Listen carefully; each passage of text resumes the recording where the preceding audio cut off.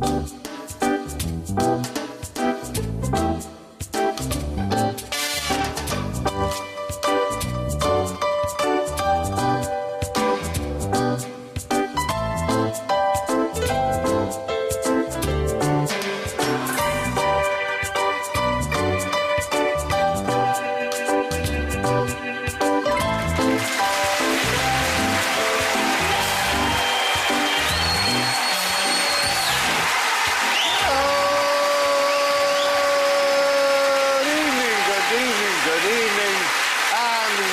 to QI. Tonight, as Plato said, let no one untrained in geometry enter here, for our theme is geometry, and sitting around our conic section tonight, we have the shapely Johnny Vegas, the curvaceous Rob Brydon,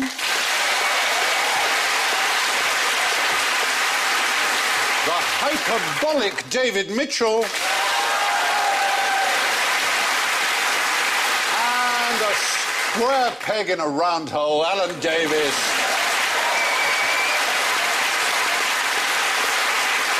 So let's hear your geometrical buzzers, and Rob goes. Bermuda Triangle, disappear. Johnny goes. Do some square. Baby, I don't care. Oh. David goes. Like a circle in a spiral, like a wheel within a wheel. And Alan goes. The wheels on the bus go round and round, all day long.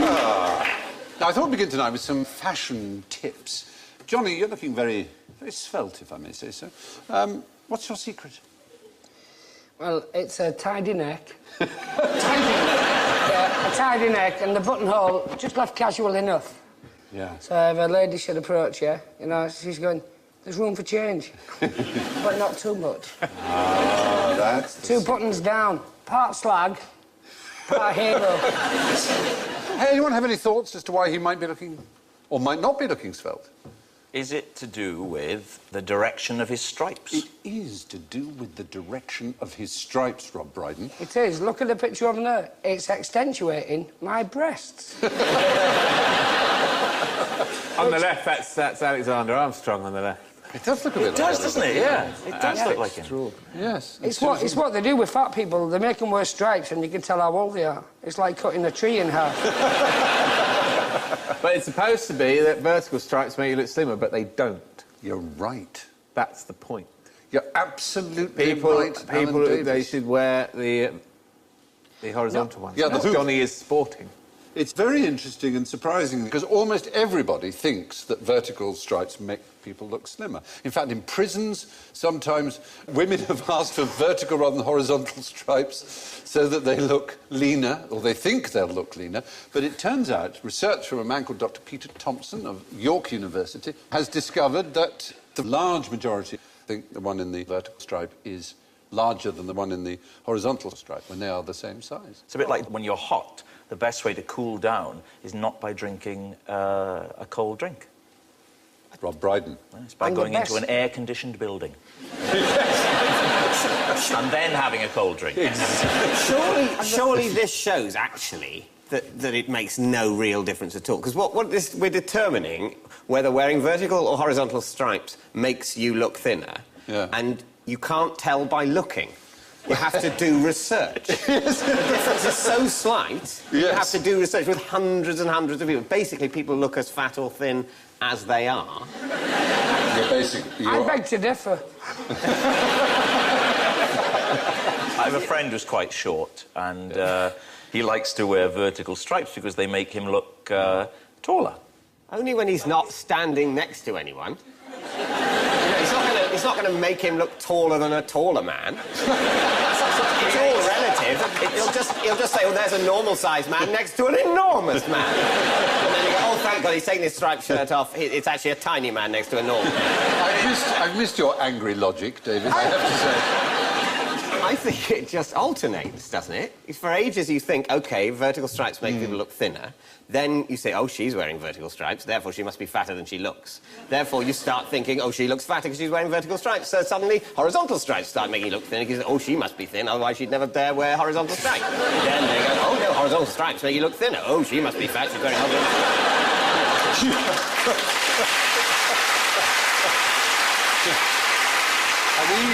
These are the kind of things that go through your mind when you see someone wearing stripes. But then what happens when you see someone walking up with polka dots and you're going, she must be 9 mile long? The point is that, contrary to popular belief, horizontal stripes are actually more slimming than vertical ones. And now, while we're admiring fine lines, David, you may well know this because you're a bright chap. Not the others aren't. Why do columns... I feel terrible if I don't. Yeah, won't you? Why do columns around the Parthenon look straight? Because they are. You see, I don't think I know this, but I think I'm going to say something embarrassing. Go on. It gets wider, doesn't it? So that it looks straight, because it's further away at the top. So in order to stop it looking like it's tapering, they made it wider. This was the theory for a long time. It's a thing called entasis, that if a column is exactly straight, then from a distance it looks as if it bows inwards. It looks spindly. So the secret is to make it bow slightly outwards, so from a distance it looks elegant and straight. But it turns out this isn't what they did after all. And that Alan's very first answer that he almost whispered, which is they look straight because they are straight. That's not a question. No, I know. Why does this man look thin? Because he is. That has taken me on a whole circle, a train of thought. I'm going, the reason they look straight is because they are. And you're going, this is why I struggled in school. It's the Q of QI. If a train travels at 40 miles an hour and leaves at 9 o'clock and arrives in Glasgow at 12 o'clock, how did it get there? And you're going, because it did. It's sort of that. It's the Q. It's not sort of that. It's very confusing. It's the Q of QI. It is going round in a circle, but with a little twiddly bit at the end. Why does that look straight? Because it's not. That would have been a question. It might have been. Why does that look straight? But because it is! Sometimes... Because it is! Sometimes things look... It's... Please don't be unhappy, Johnny. I'm not! I'm just confused at the start! Fine. Let me unconfuse you, because the same man who discovered... I try! You do, Johnny. But no, seriously, listen. The same man... Do you remember what his name was? Who discovered that hoops...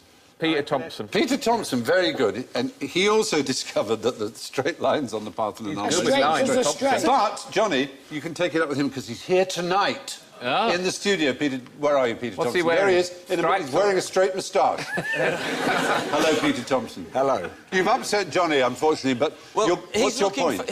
He's looking fantastically slim tonight because he's wearing horizontal stripes, and it is true.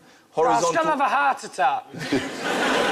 Thanks to stripes, I'll be in denial. Stop that, but you will... Yeah, what do you have to wear to look not dead when you are? Now, why am I looking so good?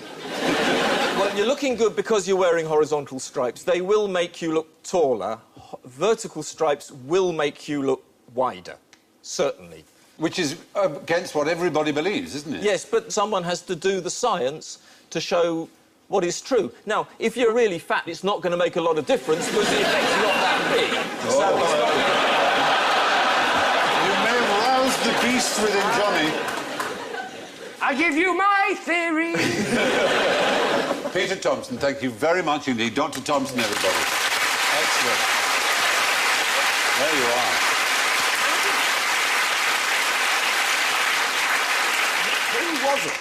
Who was it that first saw some pillars that looked straight and thought, oh, that must be because they bulge, rather than that they are just straight? I think it does exist, this entasis, but it happens not to on the Parthenon. There are other places where it does quite notably happen there, where from the right distance they look straight but are quite bowed. And other people believe that they may be bowed outwards just for structural reasons, that it helps them stand up more. Are you good on Greek, Doric and other such columns? I'm amazing, don't get me started. Would you like to see some Greek columns and identify them for me? Those are the three classic I had these orders. in a book in my loo, and I've forgotten to memorise them. Oh, any thoughts? Anyone know? Well, the right-hand one, they got slightly wrong, haven't they? It's a little bit slightly too far to the right. No, that is the way they... Yeah, it holds up. That's the Corinthian order, and it's the most decorated, but it starts on the left with the Doric, and then the middle is Ionic. There's one thing that's really missing. Do you know the one thing that is so common that The rest of the building. Well, arches. They had so much, the Greeks, but they never had an arch. And because they didn't have an arch, they therefore didn't have a vault or a dome. So there's nothing round in Greek No architecture. arches at all? No, it's all The sort of lintel and... The Romans must have found that hilarious when they discovered it, because when they invaded. What, you say your husband's a builder? When's he home? Because I've got some notes for him. What do the words mean? Doric? Yep. It's a part of Greece. And Ionia was at the Ionian Sea. Oh, so they're and different Corinth, regions. the Gulf of Corinth. Yeah, they're made of the regions. For an extra point, Stephen, Yes, go on. what makes these different to Christopher Wren's columns at the Guildhall in Windsor? Let me turn the tables on you, Stephen. There are a number of He's here Christopher Wren tonight. fables about how his columns don't reach the ceiling. It's also said of his library at Trinity in Cambridge, the same thing, that they insisted on extra columns, Yeah. and the guides will always tell you this, and it probably is true. And he said it doesn't need extra columns. Yeah. And they said, no, you've got extra columns, it'll fall down. So he put in the extra columns, but he left a kind of like gap, didn't he, about that thick. This is what the guide at Windsor told me to prove that he could do it without them reaching. Now, my point is, Stephen, if you let me get it out, is that these do touch the ceiling. You're right, Well, I they do. think Beautifully put, and some points for you at once. And surely, even with Christopher Wren's building, some of the columns must touch it. You're thinking of David Copperfield. He was Floating floors. Yeah, he was a great architect, Yes. but he did not invent the hover ceiling. No, that was David Blaine, and he just hovered like that. Very true. I've seen so many people who bought the council homes and put these up. Yeah, these columns. I drive past them every day and I've never questioned. No? The different styles, the different nuances. Yeah, it's rather wonderful. And there's a name for every single part. You know, even the What about the fierce two lions on the arrows. gatepost? Yeah. Do you have lions on your gate? Jeff and Marge. Jeff and Marge. That answer was quick enough for me to believe you do have two lions. Very pleasing. Well, there you are. The columns on the Parthenon look straight because they are straight, basically. Now, look at these two shapes. They have names, all right? Yeah, Kapow. one is the Kiki and the other is the Booba. Tell me which is which. Booba's on the right, clearly. Booba's on the right, would you agree with that? Oh, definitely Kiki, that's the spiky one. Kiki's the definitely. spiky one, would you agree? I would say Kiki is the splodgy one, Yeah. and Boober is the spiky one. Yeah. Oh, would you? You'd say the other way around. And what would you say, Johnny? God, I hate to think. I would say they should go back to their dating agency. And ask for the refund. Yes. Shall we ask the audience what they think? If you think Kiki's one on the left, put your hand up. Well, that's a huge majority. So you obviously think the Booba's on the right. Who thinks the Kiki may be the one on the right? Put your hands up. So a few of you going along with Rob. Are you all Welsh? Quite interesting. There is no right or wrong answer. Wolfgang Köhler was an A investigator. pirate! A pirate. That's the word I was after.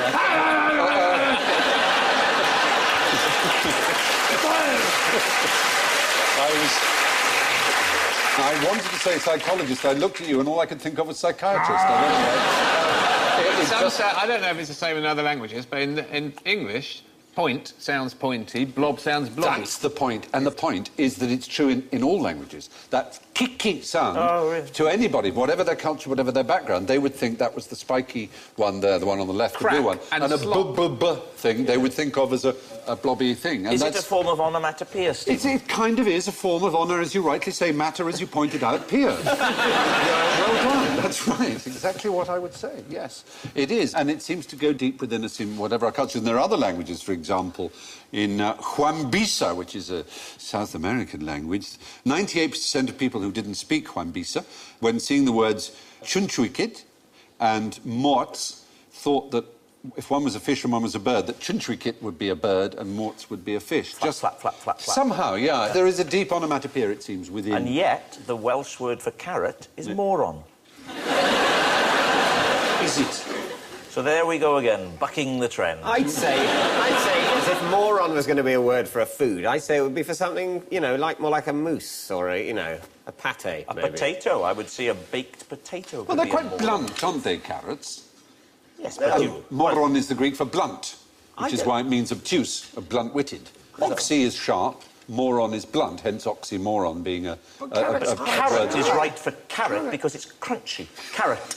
When you bite it, carrot. Moron, there's nothing morony, is there? Yes. Unless you're being inappropriate with your carrot and going, Whoa. So what about onion rings? Yeah. Exactly, but what rules do Moorish they rather come than under? moron. So, well... Onion rings. No, let's not... It's not that every single word in every language is onomatopoeic. It's merely that an example like that shows... They often are, though, aren't they? They often are, yeah. Desk. Yeah. And... Desk. Tin. Father- Tin. Boo. This is how you teach a chimp to speak. Well, then pay attention. Paper.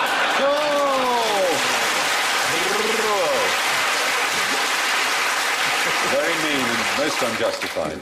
Yeah, and mother and father. In a lot of languages, the mother is the m towards you, and the father is the b, like abba, and da is the away from you. Speaking as a father, can I say that my parenting doesn't consist of that? No, it's the baby doing that. It's the baby's going, the mother is towards me, and the father's the one over there, the da. He's there. That's in a lot of what languages. If he's here? Well, yeah, all right. He sometimes is, but mostly... cross with me. For example... He's asked you some absolutely ludicrous things tonight, and you've sat there going, oh, with your northern charm. No. I give you one query, you look at me like I'm an arse. I can't answer... You've done this before on this show. I don't Did I question From now something? on, you're my friend and my pet, Rob. I'm very sorry. Maybe I think you can take it more and that John is a little more vulnerable. I don't know why I would think that because he's got big, soft-side eyes. You see? My eyes are soft. Oh, they are, that's true. Oh, your eyes are keen. Mine are soft, yours are keen. Mine are not You're keen. looking for the weakness with his eye. David, I just... He has the eyes of trust, you have the eyes of prostitution. Whoa! I tuned out. I thought I was watching the Mr. Men behind Alan's head. I've given them different names. Well, what names have you given them? Mr. Frost and Gonorrhea. He does look like Mr. Frost, actually, doesn't he? Oh. Yeah, but he doesn't look like Gonorrhea, but I've never seen Mr. Gonorrhea in the series. With Arthur Lowe's voice. OK, well, it could be a humpback duck. I don't know. I like the bright colours. Yes. I like my eyes, and I like the fact you leave me alone when I go quiet. Me too.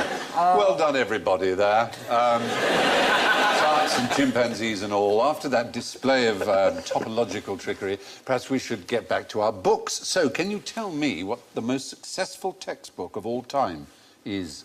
Is it the one that teaches you what LOL means and LMAO? It probably is now, lol Yeah. speak. No. What's our theme for the day? Geometry. Oh, it's the Logarithms. It's Not logarithms, no. No, not logarithms. Oh.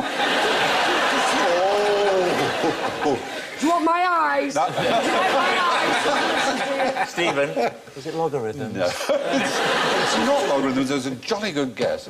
Some sort of ancient geometrical textbook Yes. written probably by a Greek. Kites for beginners. Euclid. Euclid is the right answer, David Mitchell, absolutely. Euclid's Stoichia, Euclid's Elements. And these propositions of Euclid are basically all about planes and the conical sections and all the forms of the circle and the square, the provable facts of geometry that are the basis of everything, really, all the physics that came afterwards, all the geometry. He essentially turned up and said, this is why all the buildings have been falling down. Yeah, well, there's an element to that, because engineering obviously owed a huge amount to it. Many mathematicians will believe his book is perhaps the most beautiful of all the mathematical books. We're looking at there, I think, one of the earliest editions. What's it say there? The most something philosopher. I can't let you read it. Yeah, I'm brilliant with Latin. I just No, can't it's written in read it. English. The Elements.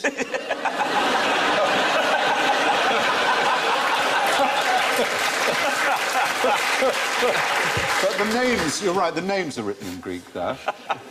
Yeah, that's what threw me. Yeah. Elizabeth's court magician, John Dee, Queen Elizabeth I. Have you heard of John Dee? Yeah, he was a very extraordinary man who worked as a spy. Now, there are points here, if you can tell me the cipher he used as a spy. Did he use invisible ink? No, he had a particular cipher, his call sign. And a writer many, many, many years later, who was extremely learned in the ways of the world, despite being thought of just as a thriller writer, used it for his own Ian spy. Fleming. Yes, so... 007. 007, exactly. It was John Dee's call sign. I sense points. You get points. In fact, you will have 7 points. 7 points? Yeah, very good. Excellent. I could have 700 if you're backwards. That's too much. I'm No, not going to 7. speak again. Yeah, and he was also one of the people responsible for bringing Euclid to the attention of the world. Although he was known as a magician, he was all kinds of different things. Many people. Was he an astrologer as well? He was an astrologer as well, absolutely right, yeah. But interestingly, or quite interestingly, which is all we're after, it was a pop-up book, Euclid, when John Dee produced it. Little pop-up geometric shapes. Yeah, yeah. Pop-up books were for adults way back then. The thing is, with pop-up books, when you read normal books, you end up, like, putting them in front of you and just kicking them from behind because you think they're lazy. What, so you're going, Pop, come on, do Just something! like, come on! What's going to happen? What's going to happen? And then, as a 19-year-old, you explain the difference between an illustration and a pop-up. That difference is, for points? Well, if you kick the book hard enough, you break the spine and it's very hard to take it back to a second-hand bookshop. Most of the pages fall off. They would do So that. you could do a pop-down book. That'd be like a good murder You weapon. could hold a pop-up book upside down. That'd be really bad if you're paranoid. If you open a book and every time you turn the page it goes, oh. And what happened to the giant? Oh. Now, Euclid's Elements has been a mathematical bestseller for over 22 centuries. Now, let's get our noses out of our textbooks and into our tuck boxes. What do you call a left-handed lemon? A potato. No, but you're thinking along the right lines. We're talking about molecules and their arrangement. You mean the opposite to a lemon? Yeah, exactly. The mirror image of its molecular aroma. Orange. Is the right answer. There's a lemon, obviously. 7 points? There's an orange, 7 points. That's your number. You know I'm good at catching. There, you can stop a roll. There you go. Fair enough. There's a lemon for you. There we are. Who else wants one? Yeah, go on. Well done. Have a lemon. There you are. I'm all right, Steve. Did he make scissors for both? Or just a lemon. Just a lemon cuts out boys and girls together in a piece of paper, and the orange is going, I'm rubbish at this. Because I'm left-handed. Yeah, it just looks like a bunch of oranges falling over. It's along those lines, Johnny, yes. The arrangement of the aroma molecules is exactly the same, except a mirror image. And the result is as different a smell as the smell of a lemon to an orange. So if you smell an orange from the wrong direction, it smells like a lemon? It doesn't quite work like that because this particular quality of chirality, as it's called, is present in our nose molecules as well. So it hooks onto them and we recognise them in the same way. So the molecules, as it were, dock with other molecules in a certain direction? Yeah, kind of do. It's all very chemical, obviously, but it's interesting because all these chemicals that are discovered to be right-handed and left-handed, like glucose, only right-handed glucose can be metabolized by the body.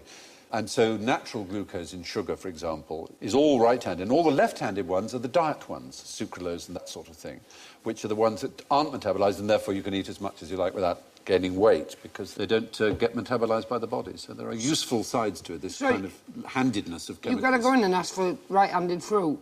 Are you left or right-handed?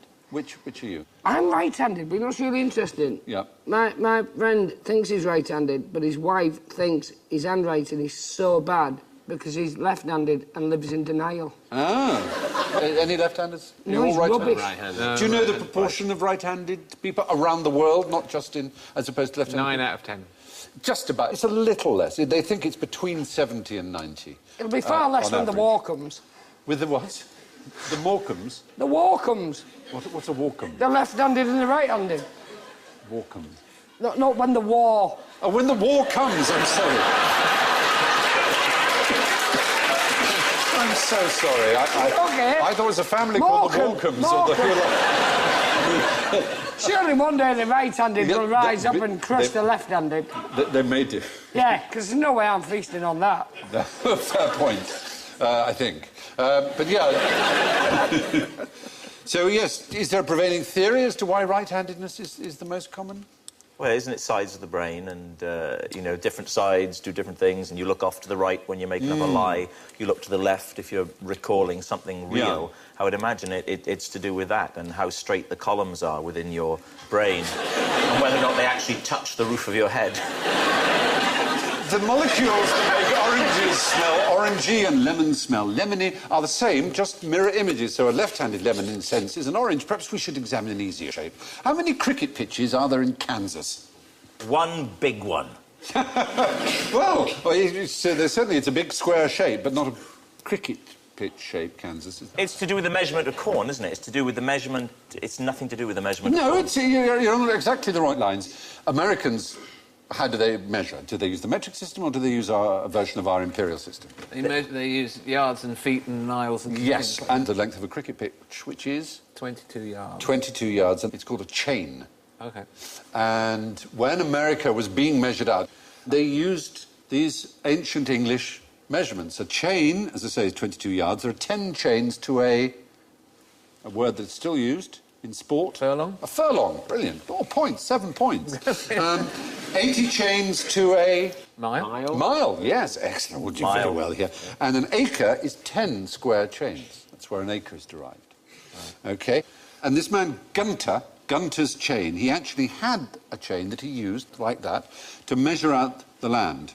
So the whole of the northern Midwestern states were initially into blocks of 24 miles by 24, and within that subdivided into 20 chains by 20 chains, known as 40s, because that would be 40 acres.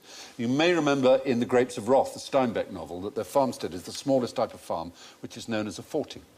I know a thing about the 40. Oh, yes. The 40 acres. Yeah. Did they not, when they had the emancipation of the slaves, were they not each entitled to a 40? Yeah. That was indeed. And a mule, which is why Spike Lee called his... Yes. Yeah. Company, 40 acres and a mule. That's the thing I know about the 40. 7 points again. It's just the 7 times table.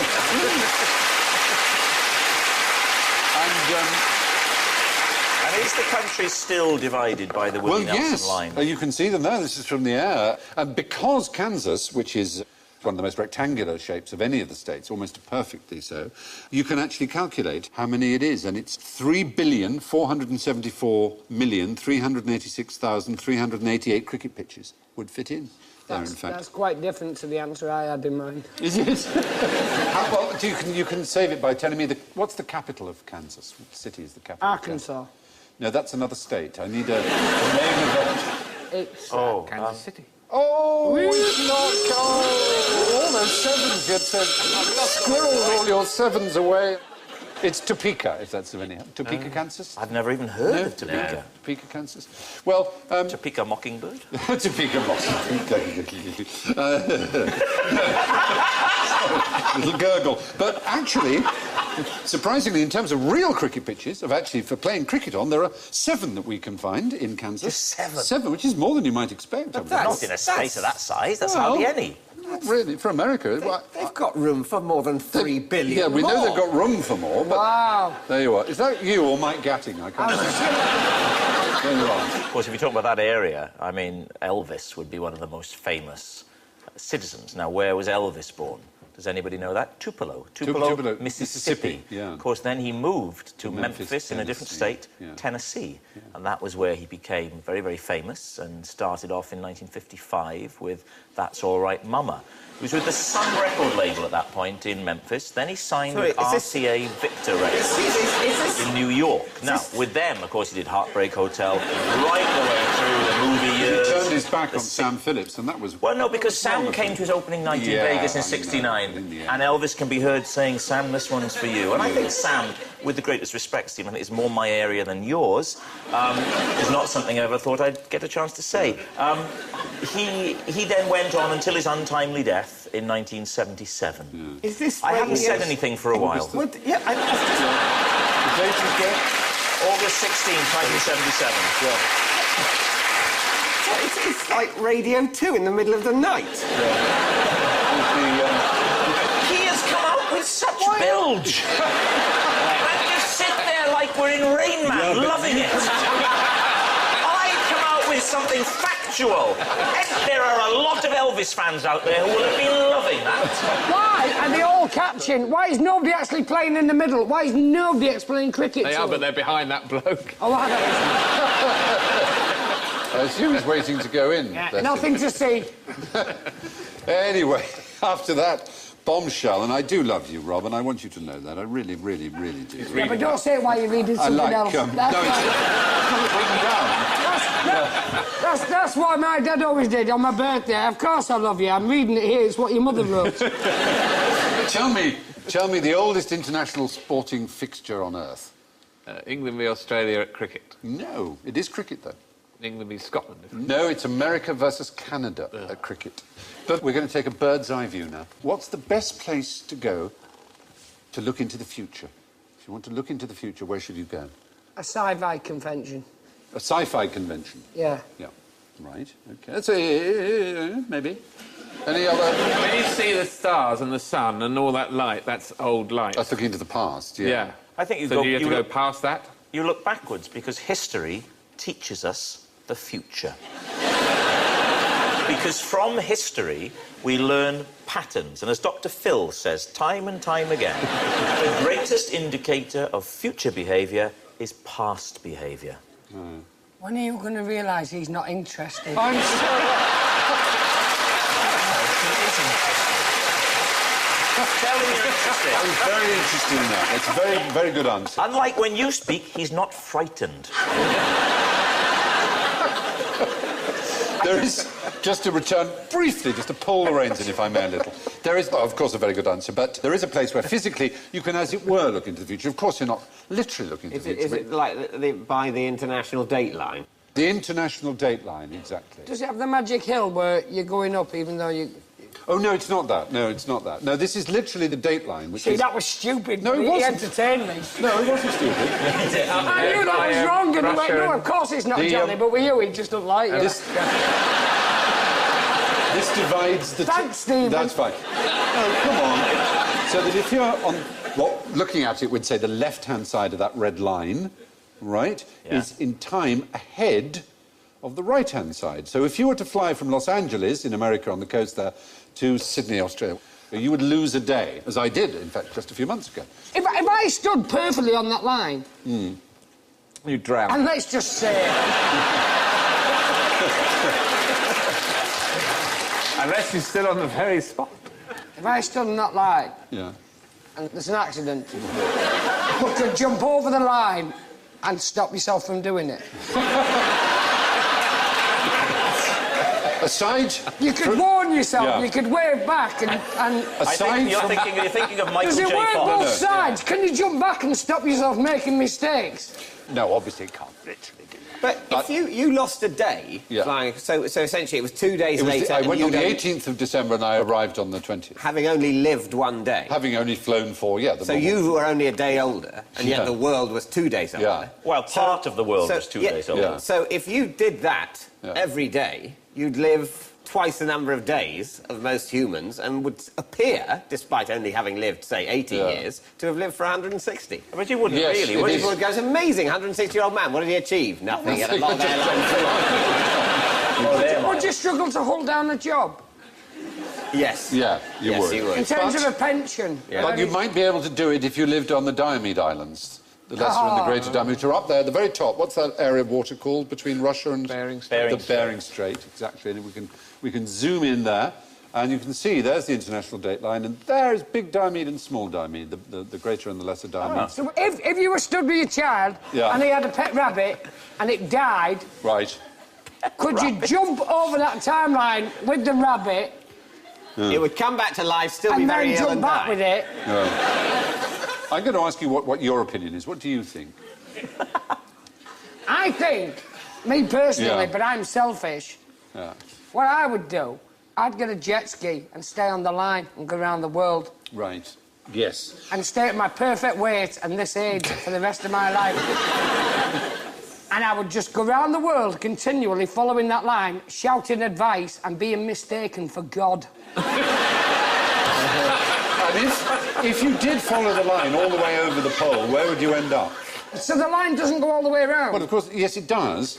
The other side of the pole... You'd end up in Greenwich, eventually. Yeah, it's the Greenwich Meridian on so that at side. the meantime, when people go, he's not God, he's Satan. No. So then The I'd be point is, Satan the for a line minute is and go, arbitrary. The line is... Fill your boots. We decided to draw a line. Somewhere we had to, you know, divide the world up for maps and for navigation. How did with we lines do of that? longitude and... Well, we decided that where the naval We base... didn't. Yes, we did. Literally in Britain we did. Yeah, but we didn't. Our culture did some 100 years ago. We nominated Greenwich to So I be a can't- line. When we discovered the Earth was round and we discovered how these things would best be parcelled out, we said, well, let's have a meridian line about which the rest will go, and we decided to put it through Greenwich where the naval colleges were. So a line is straight 'cause it's straight, but I can't be God on a jet ski. That's about right. That seems to be the sum of today's I wouldn't be lesson. surprised now if my parents came in and had a quiet word with you and asked if Johnny could be taken to another class because they feel Rob isn't learning.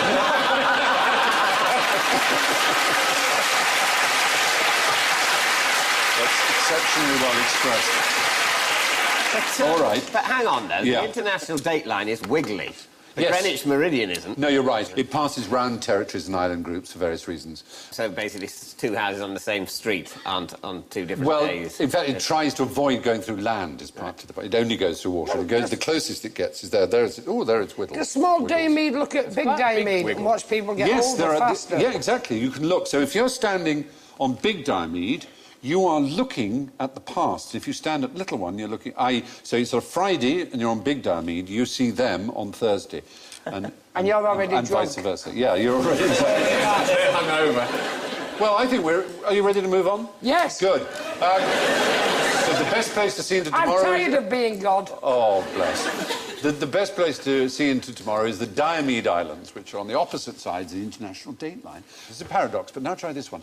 Where does the extra square in this diagram come from? Those two are the same size, aren't they? And they're all made up of elements that are the same size. You can actually see... Can you see there's a white square there of bits missing? Oh, yeah. How can that be? Because some of the triangles... Have a look at it actually happening. Because, whoop, that one goes there, that one goes there, that goes there, whoa, like so, like so, like so.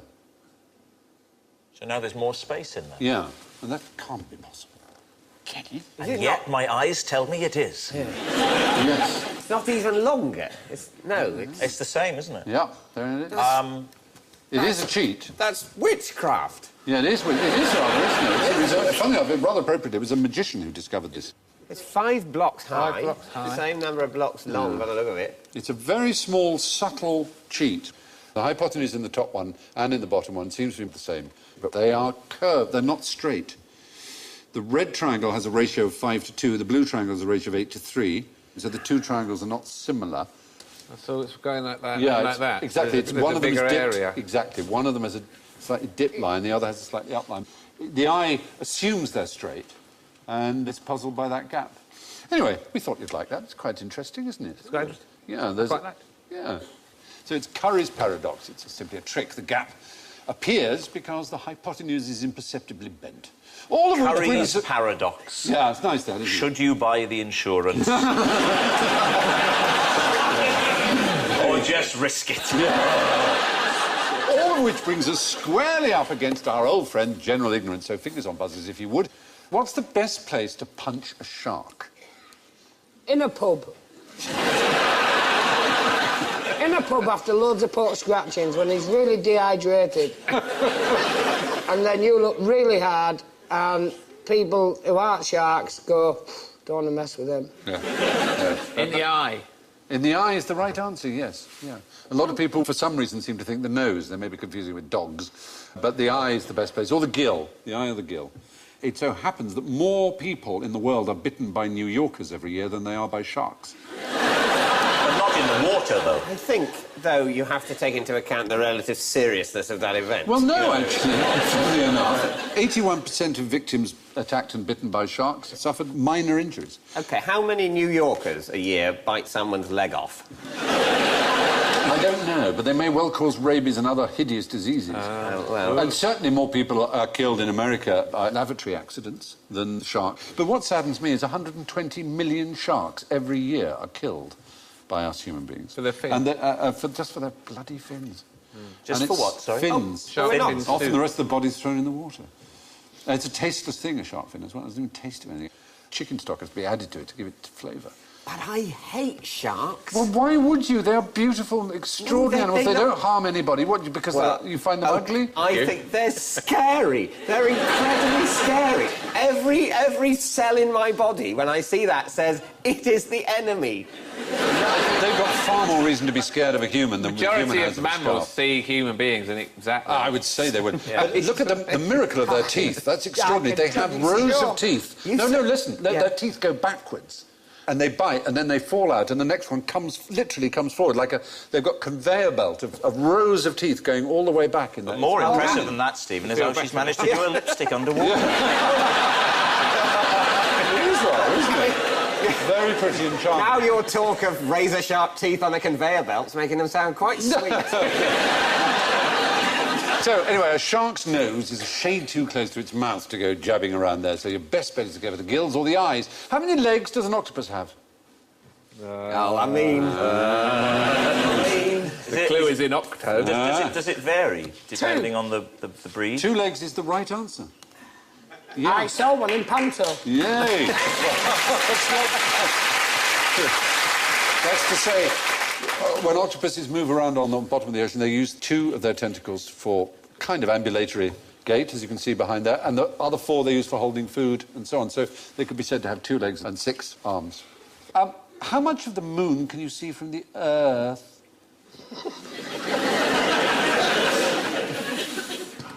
Well, Yeah. you can see one side of it. Yes. There is this strange thing called libration, which is it's like vibration beginning with an L. It's a thing that was noted by quite a few of the early astronomers. Can I say, sorry, Stephen, but if that's an acceptable way of defining a word... What? Libration. It's just like vibration, but beginning with an L. Just so that you could picture it in your heads, is that bad? I was with you already, just with libration. I thought you might have heard it as libation or something like that, that's all. What does it mean? Well, I was about to tell you, and then somebody came and said... No, I'll tell you. You get this kind of jiggling effect. Basically, what it comes down to is you can see about 59% of the surface at one of the time moon from Earth. Obviously, when it's a new moon or whatever, then you see it's a lot less. But you can see 59% of the surface, rather than just 50, that's all. And that cosmic wobble brings us to the end of another QI show. So it's time to check the form and see what sort of scores we're dealing with. My word, it's absolutely fascinating. It couldn't be fascinating-er. We have a tie, would you believe it, for 3rd place. Rob and Johnny on +2.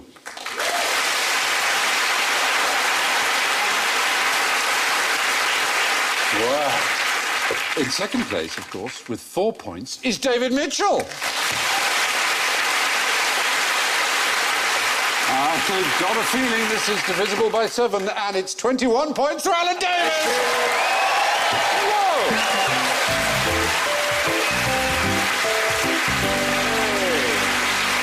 And that's all from this geometrical edition of QI. So it's good night from Johnny, Rob, David, Alan, and me. Good night.